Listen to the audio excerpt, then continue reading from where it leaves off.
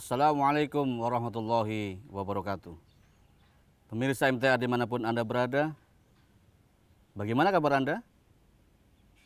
Semoga Anda sekalian diberikan kesehatan dan kelancaran di dalam menjalankan ibadah puasa Ramadan kali ini. Senang sekali kami bisa menemani Anda dalam program Ramadan Mulia, karena banyak sekali kemuliaan yang dapat kita raih di bulan Ramadan ini. Saya, Basuki Ahmad, akan menemani Anda dengan membahas topik cara menghindarkan diri dari dosa. Namun sebelumnya, kita persilahkan anak kita untuk melantunkan ayat suci Al-Quran berikut ini. Assalamualaikum warahmatullahi wabarakatuh. A'udzu billahi minasy syaithanir rajim. Fa'rid 'amman tawalla 'an dzikrina wa lam yurid illa al-hayatad dunya. Dzalika mablaghuhum minal 'ilm. Inna rabbaka huwa a'lamu biman dhalla an sabilihi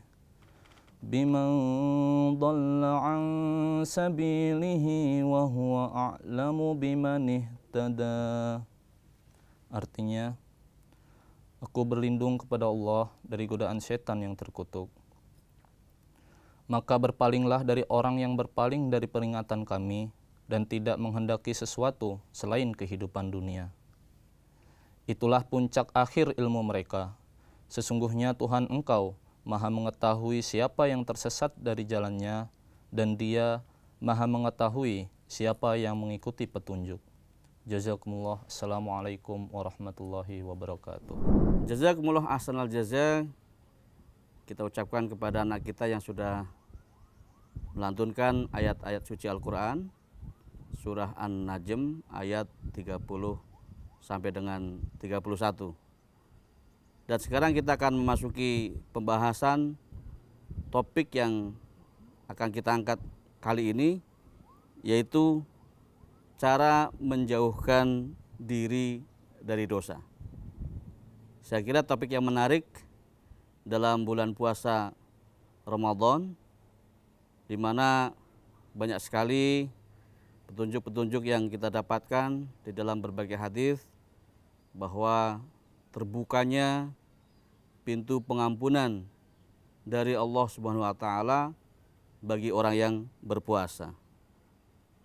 Masalahnya adalah bagaimana caranya supaya kita bisa menjauhkan diri dari dosa.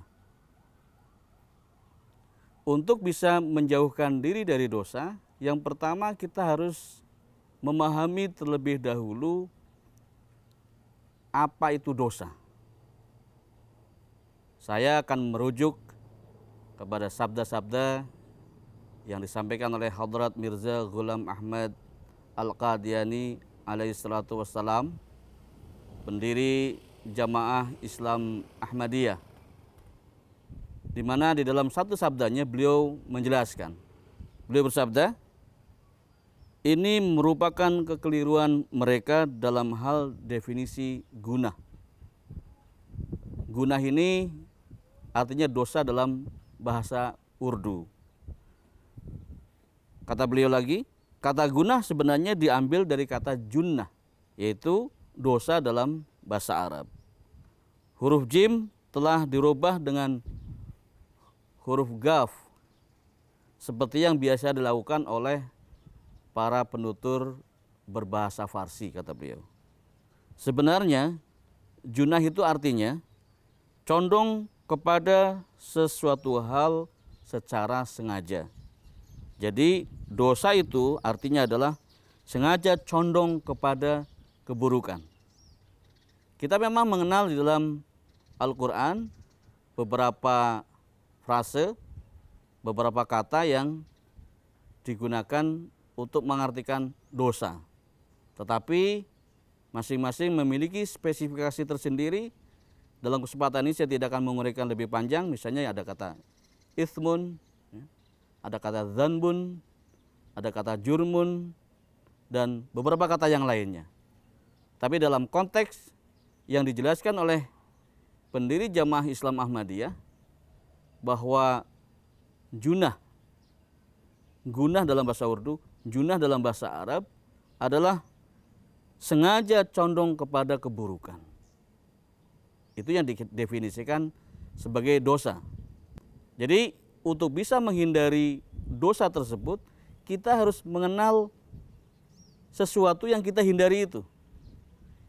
Kita bisa mengidentifikasi terlebih dahulu apa yang dihindari itu. Kalau kita belum mampu mengidentifikasi apa yang harus kita hindari, kita tidak tahu mana yang harus dihindari, mana yang harus dilakukan. Karena itu penjelasan tadi sangat jelas bahwa dosa adalah condong secara sengaja kepada keburukan.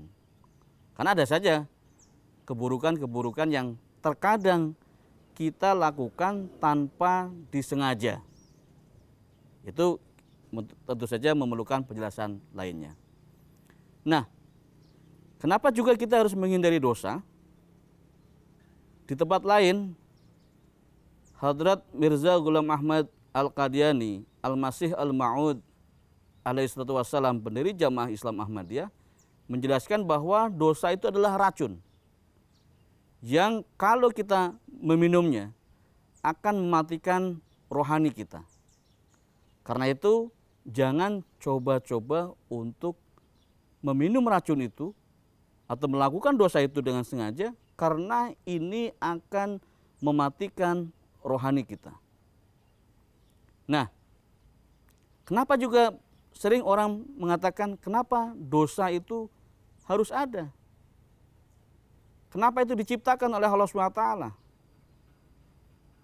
Nah, di tempat lain, Hadrat Masih Ma'ud alaihissalatu wassalam bersabda, tujuan Allah SWT menciptakan dosa juga adalah supaya hilang ketakaburan di dalam diri manusia. Bahwa manusia memiliki sifat lemah, kelemahan adalah fitrat di dalam diri manusia, sehingga ketika seseorang melakukan keburukan, dia akan menyadari akan kelemahannya dan kesadaran akan kelemahan dirinya, sehingga dia melakukan pelanggaran, melakukan dosa, maka ini akan menurunkan ketakaburan, dia akan merendah di hadapan Allah SWT, dia akan taubat, dia akan tubuh, dia akan kembali kepada Allah SWT, tunduk di hadapan Allah SWT dan meminta pengampunannya. Karena ibarat tadi katakan dosa adalah racun, maka Allah SWT telah mengatur sedemikian rupa dalam zat apapun, dalam benda apapun di mana memberikan mudarat, pasti ada penawarnya. Sering diilustrasikan seperti halnya seekor lalat, sebelah kanan misalnya mengandung racun, maka di sayap sebelah kirinya mengandung penawar. Seperti juga di antara kita mungkin ada yang suka makan pete, makan jengkol. Ketika ada dampak dari makanan tersebut, maka ada penawarnya. Orang memakan cabai, pedas itu mungkin bagi yang tidak tahan akan mengganggu pencernaan, juga di sana ada penawarnya. Dan penawar dari racun dosa itu adalah istighfar. Karena itu ini kesempatan yang sangat baik sekali. Di bulan Ramadan, pintu pengampunan dibuka selebar-lebarnya oleh Allah SWT untuk banyak-banyak beristighfar. Gunakan hari-hari dalam puasa Ramadan itu untuk meminta pengampunan dari Allah SWT. Nah, tips-tips apa yang bisa kita ambil untuk kita bisa terhindar dari dosa? Hadrat Masih Ma'ud alaihissalatu wassalam di dalam Al-Fuzat, beliau juga bersabda, sarana pertama adalah banyak sekali dosa yang dapat dihindarkan karena takut kepada Allah Subhanahu wa taala, yakni dominasi. Rasa takut akan Allah merupakan suatu hal yang menghindarkan manusia dari dosa. sarana ini sama seperti rasa takut terhadap polisi yang menghindarkan manusia dari perbuatan melanggar hukum. Jadi sarana yang pertama adalah tumbuhkan rasa takut itu. Ya, jadi orang disiplin berlalu lintas, memakai helm yang standar dan sebagainya. Karena biasanya juga karena lahir dari rasa takut itu. Kalau dia melanggar, ingat akan berhadapan dengan polisi, kemudian akan ada tilang misalnya, ada hukuman, ada denda di sana. Bukan semata-mata karena disiplin, tapi rasa takut itu sangat diperlukan. Sama halnya mungkin kalau anak-anak misalnya, dia tidak melakukan hal-hal yang dilarang oleh orang tuanya karena apa? Dia takut akan marahnya orang tuanya. Jadi rasa takut itu adalah sarana pertama. Bahwa konsekuensi melakukan dosa itu ada konsekuensi nanti di akhirat, hukuman di neraka. Rasa takut itu bisa menjadi sarana kita untuk mengontrol diri kita dan terhindar dari dosa. Tapi itu baru sarana pertama. Ya. Sarana kedua menurut Hadrat Masih Maud alaihissalam adalah untuk menghindarkan dosa adalah setelah mengenal atau menyadari rahmat atau kasih sayang Allah Ta'ala. Kecintaan terhadapnya akan meningkat. Dan kemudian akibat kecintaan tersebut, dosa pun menjadi jauh. Dosa dapat dihindari melalui kedua sarana itu. Nah, sarana yang kedua adalah dengan kecintaan. Seorang anak misalnya, dia sudah mendapatkan begitu banyak kasih sayang dari orang tuanya. Dia menyadari akan sayangnya orang tuanya. Sehingga tumbuh rasa cinta dia terhadap orang tuanya. Akibat rasa cinta itu, dia tidak akan tega melakukan hal-hal yang orang tua tidak inginkan. Karena yang di benaknya adalah, saya sangat mencintai ibu saya sangat mencintai bapak saya. Bapak ibu saya melarang A, B, C, D. Karena kecintaan saya tidak mau menyakiti hati orang tua saya yang sudah begitu banyak memberikan rasa cinta dan kasih sayang. Demikian juga dengan kita kepada Allah Ta'ala. Kesadaran bahwa Allah Ta'ala telah memberikan kasih sayang yang luar biasa dengan rahmatnya, dengan sifat Rahman dan Rahimnya yang luar biasa. Ya, begitu banyak rezeki yang sudah kita dapatkan. Sehingga kesadaran tersebut bahwa Allah Ta'ala telah begitu banyak memberikan rahmatnya kepada kita, kasih sayangnya kepada kita. Mau tidak mau, timbal baliknya adalah kita akan semakin mencintai Allah SWT. Dan cinta kita kepada Allah SWT ini yang juga akan mengontrol diri kita, akan selalu mengingatkan diri kita untuk tidak menyakiti Allah Ta'ala, tidak untuk mendurhakai perintah-perintah dari Allah SWT, ya, dan tidak melakukan yang dilarang oleh Allah SWT. Karena itu akan menjadi dosa. Jadi dua sarana pokok adalah secara internal. Kalau saya sebut ini adalah sarana batiniah yang harus dibangun di dalam batin kita adalah supaya kita terhindar dari dosa. Pertama adalah tumbuhkan rasa takut. Takut akan konsekuensi, takut akan sanksi, takut akan hukumannya. Itu baru level yang pertama. Level yang kedua adalah tumbuhkan rasa cinta kepada Allah SWT. Dengan cinta ini kita akan berpikir 1000 kali. Kita akan mampu mengontrol diri kita untuk tidak mendurhakai perintah Allah SWT, tidak untuk melanggar larangan Allah Subhanahu wa Ta'ala. Kemudian aspek lahiriah, secara fisik, apa yang bisa kita lakukan untuk bisa menghindarkan diri dari dosa? Hadrat Masih Maud alaihissalam bersabda, salat pun merupakan alat untuk menghindarkan diri dari dosa-dosa. Salat memiliki khasiat untuk menjauhkan manusia dari dosa dan perbuatan buruk. Oleh sebab itu, carilah oleh kalian salat yang demikian. Berusahalah untuk menjadikan salat-salat kalian seperti itu. Nah, amalan yang bisa kita lakukan dan ini juga diperintahkan di dalam Al-Quran untuk kita lakukan secara dawam. Bahkan sholat fardu dilakukan secara berjamaah dan sangat dianjurkan di masjid. Karena sholat ini menurut Hadrat Masih Maud alaihissalam dan sesuai dengan ayat Al-Quran, inna sholata tanha anil fahsya'i wal munkar. Sesungguhnya sholat mampu mencegah dari perbuatan keji dan mungkar.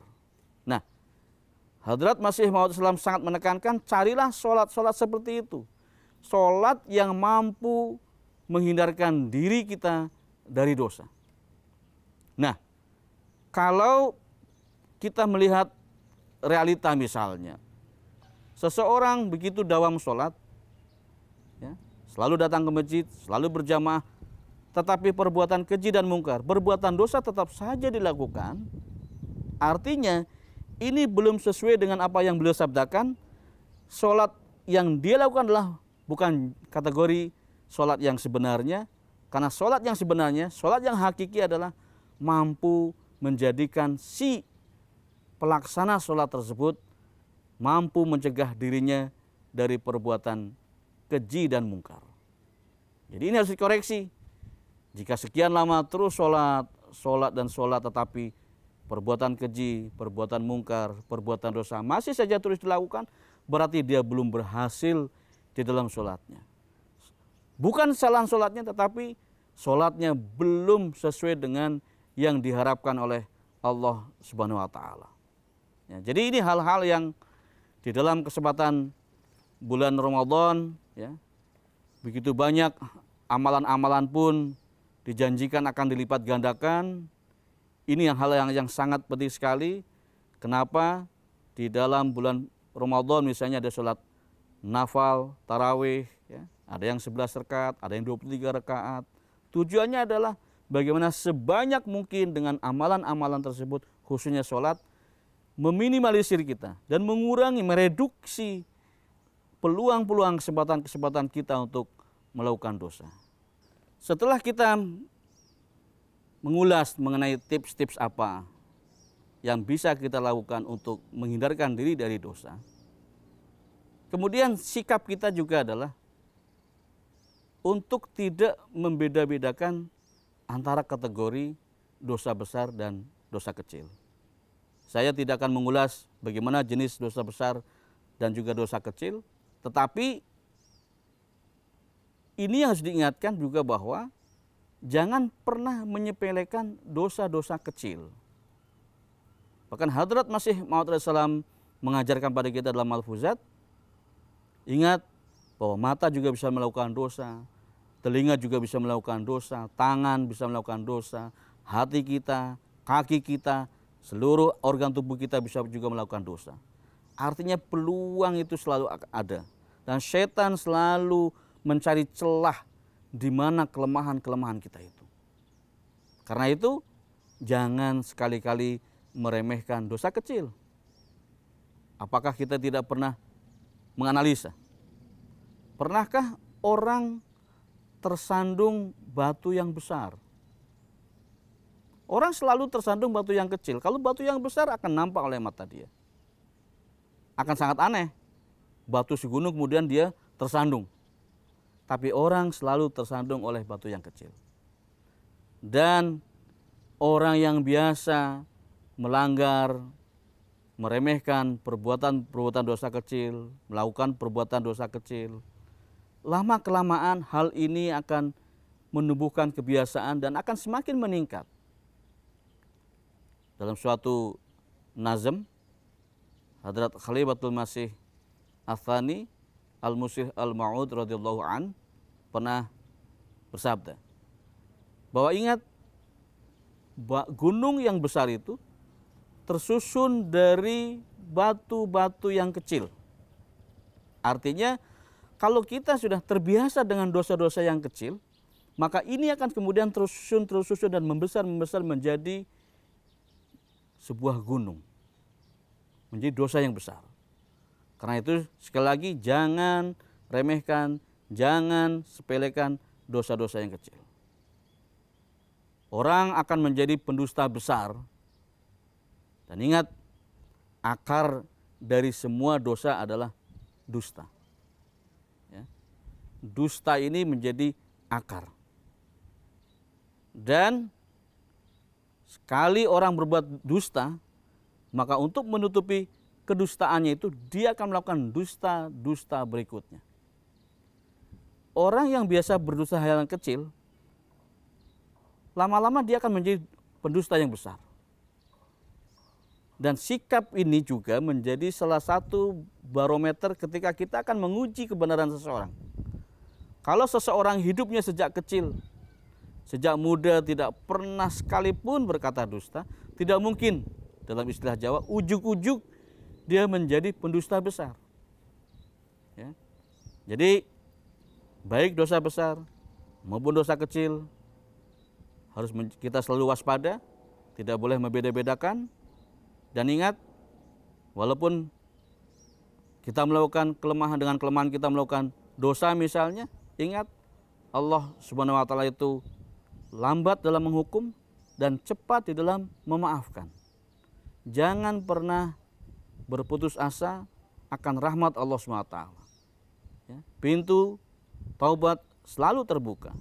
Bulan Ramadan adalah kesempatan yang sangat baik sekali untuk banyak bertobat, untuk banyak memanjatkan istighfar. Baginda Rasulullah SAW dalam hadis dijelaskan, dalam satu hari bisa 70-100 kali beristighfar, yang sudah dijamin maksum. Apalah kita, manusia biasa yang penuh dengan kelemahan, tentu harus memaksimalkan momen di bulan puasa Ramadan ini untuk banyak-banyak beristighfar.